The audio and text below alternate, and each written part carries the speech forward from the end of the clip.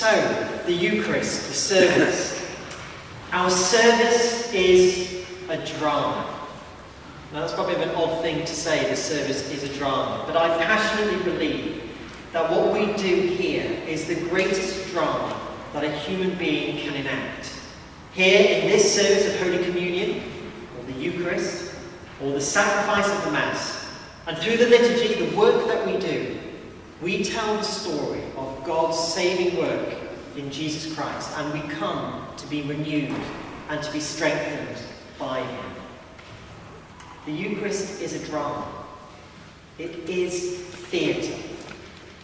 There are certain things we do that kind of give that illusion straight away. The robes we wear, the liturgical colours which we wear at different times in the church's year to denote the different seasons, the robes that we wear, the incense we use, the candles that we burn, all of these are stuff of the theatre. But does that mean then that the Eucharist is no more than a wonderful night out at the playhouse where the orange position of my hands is no more than jazz hands? No, it's not. Because the best theatre is absolute truth.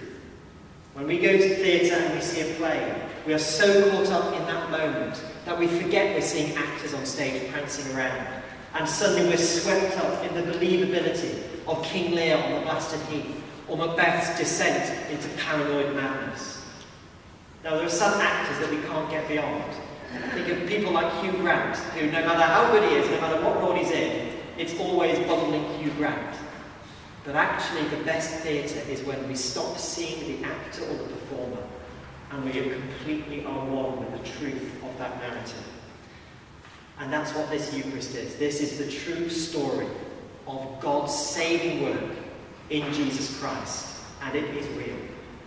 It's real for me, and it's real for us. And our service, our story of God's true drama, begins with welcome, with the words, "The Lord be with you." And they're incredibly powerful words because it reminds us that we're not here because we just want to be here as a social club or a group of friends, although that is an important element of what we do. We are here because we are called to be here by God. We are his chosen people. We are here to worship him, to learn more about his great story. And straight after being welcomed, we move into confession.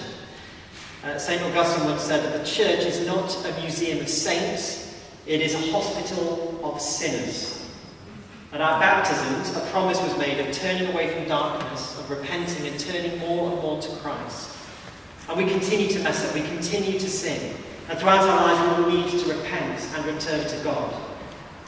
And so it's really significant that we begin our worship by repenting, by saying to God, we have messed up and we need to return to you. And though I know that God forgives me no matter where I am, I have a theology that I don't need a priest to give me forgiveness. There is nevertheless something incredibly powerful and important about having that absolution through the minister, through God's priest here on earth. Now, the act of penitence doesn't have to be at the start of the service. It can actually be halfway through. But for me at least, I need that assurance of grace, of mercy and love before I'm able to come and bow in worship. Before I can come to this altar, I need to repent and turn back to the one whose, in grace and love, his mercy far outweighs any ill or any sin I have committed. That for me is why I confess at the beginning of the service and why I confess with you, my brothers and sisters. So that's what I believe. What do you think?